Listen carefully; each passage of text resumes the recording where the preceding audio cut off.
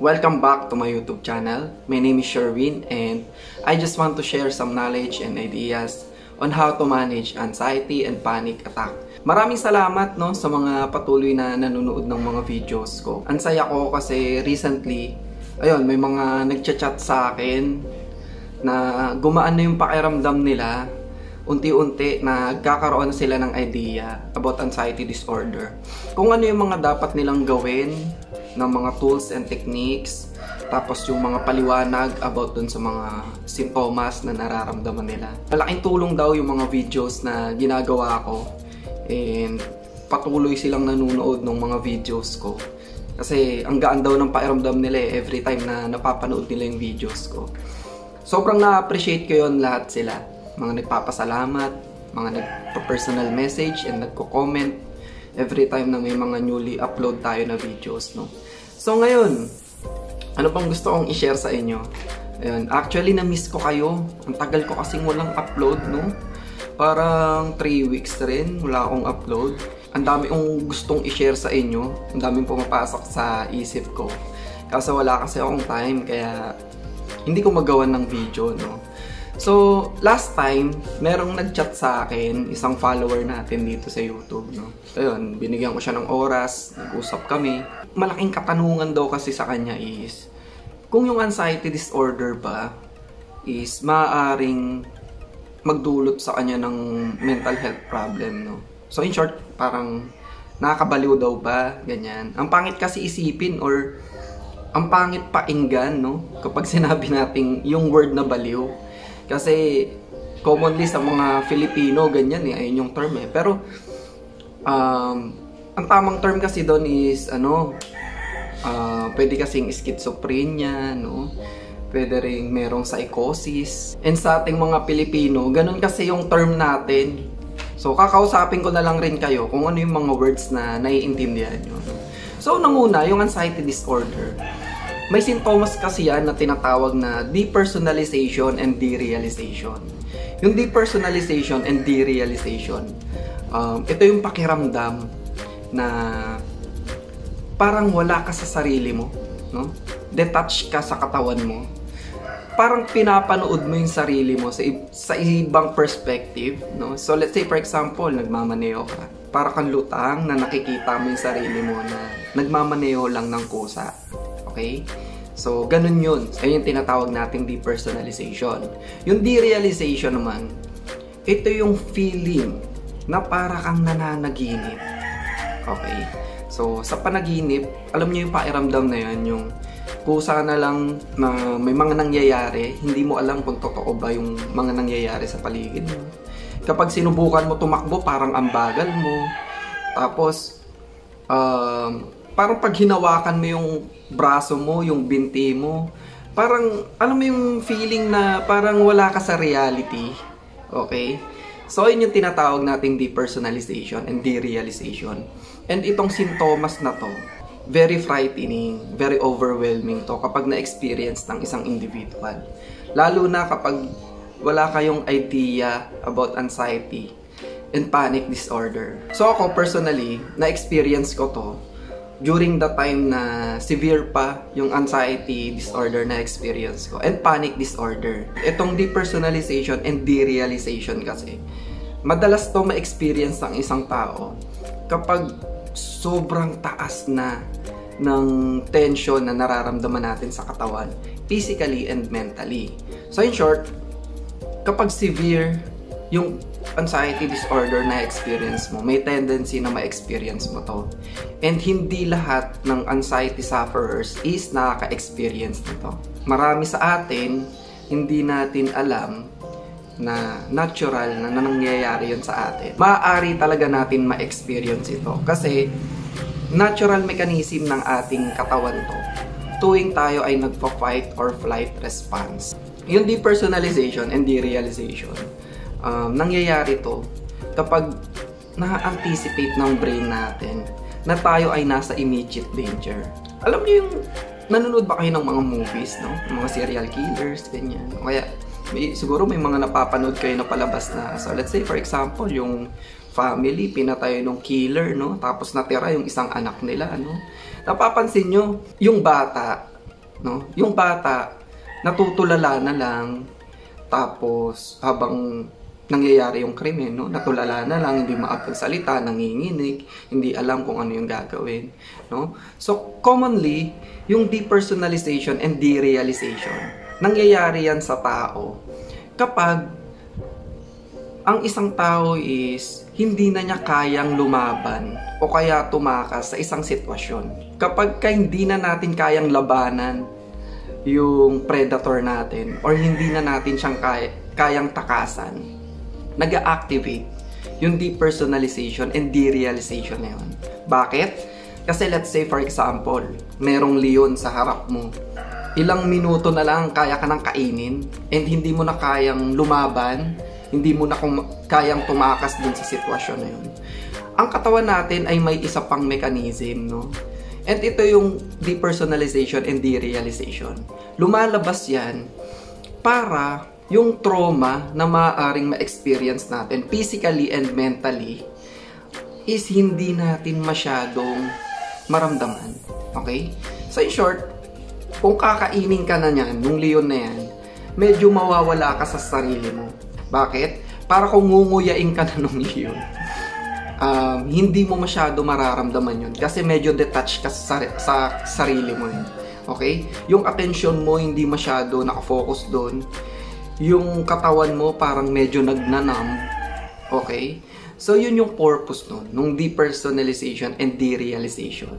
And merong isang animal, no? Limutan ko, parang deer ata yun, na every time na natathreaten sila sa isang predator nila, biglang naninigas, tas biglang tutumba. So, commonly, ganun yung nangyayari doon sa kanila. Defense mechanism yun ng animal na yun. Para kahit na kinakain na sila nung animal, ay nung leon o kaya nung predator nila, is hindi nila masyado maramdaman yun.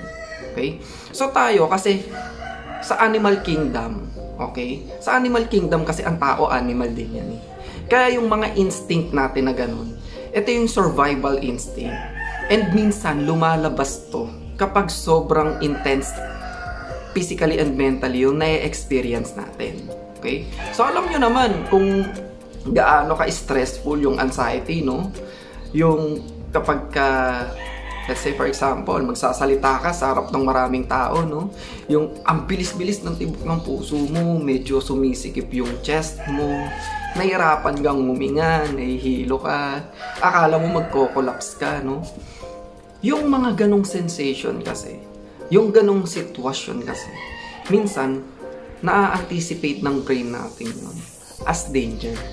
Kasi sa sobrang brilliant ng utak ng isang tao, hindi niya alam kung ano yung reality and facts. Okay?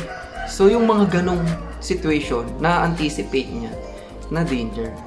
And minsan, may tendency na lumabas yung ganong reaction ng katawan natin. Yung depersonalization and derealization. And yung sintomas na yun, it is normal. Okay? Normal mechanism ng katawan natin yun. Para protektahan tayo. Iligtas yung sarili natin when it comes to danger. So, dapat bang katakutan yung ganong pakiramdam? Hindi. Kasi natural na mechanism ng katawan natin yun eh. And sa mga taong may anxiety disorder, natatakot sila. Nagpo-proceed sila sa panic attack dahil wala silang idea at all kung bakit nila nararamdaman yung mga ganong sensation. Okay? To the point na nag-struggle tayo.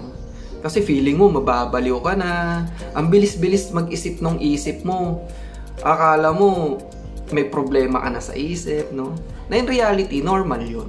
Dapat ba nating ayawan yun? Hindi.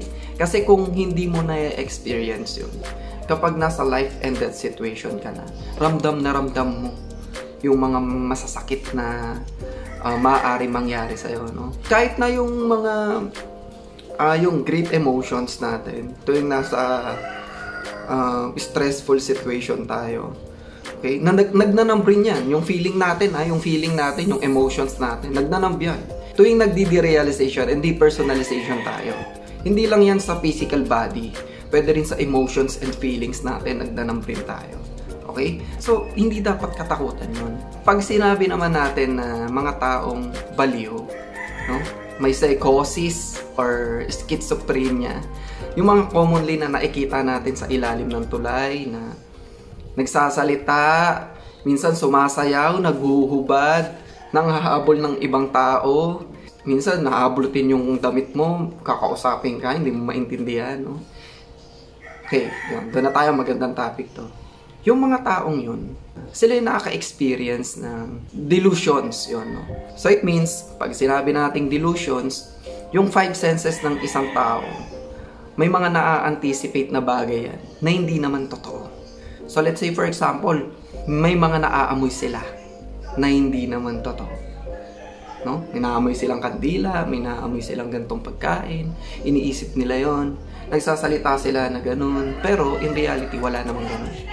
May mga naririnig sila na nagsasalita, kaya minsan kinakausap nila kung ano yung naririnig nila, no?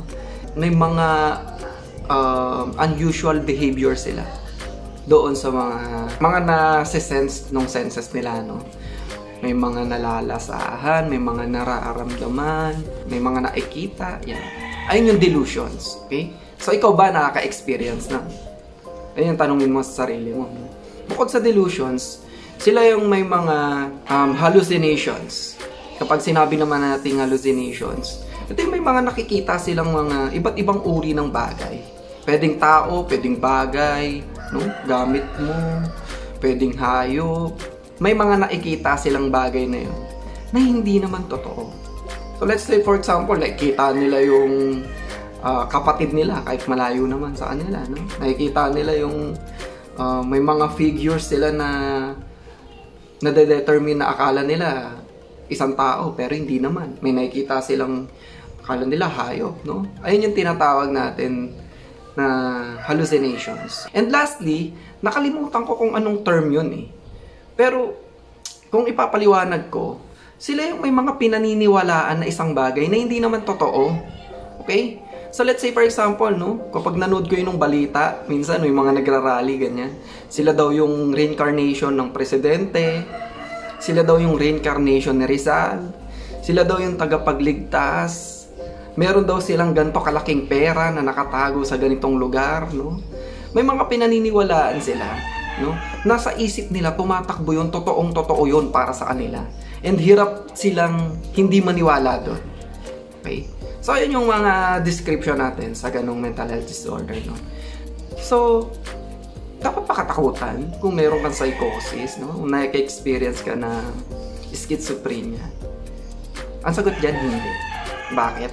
Alam nyo ba na may mga tao tayong sabihin natin, maaaring na kakasalamuhan natin na nagsasuffer sa schizophrenia.